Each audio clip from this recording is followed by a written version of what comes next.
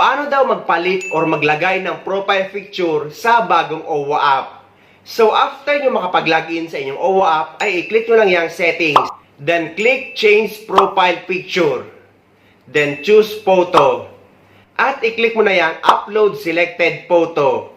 At ayan na guys, lalabas na your profile picture ay successfully updated.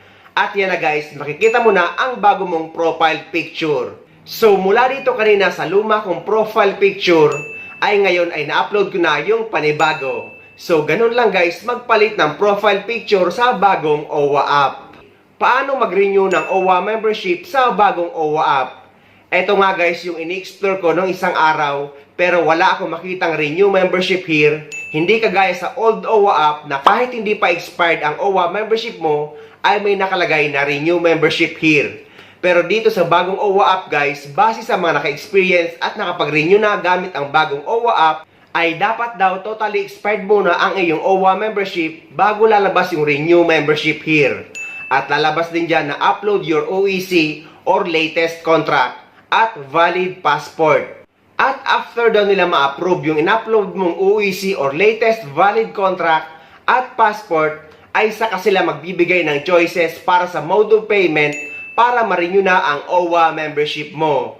Paano daw kung latest naman na nagbabayad ng OWA membership or kakabayad lang ng kanilang OWA membership pero ang lumalabas sa OWA app ay inactive?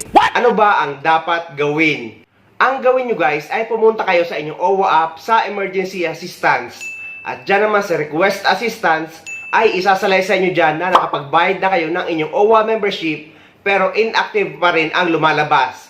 At i-upload nyo ang proof of payment nyo kagaya ng OWA receipt. So picturean nyo guys ang OWA receipt nyo at i-upload nyo dyan. Dahil sinubukan kong mag-message dyan guys, at nag-reply naman sila agad sa email address na nakaregistered sa aking bagong OWA app.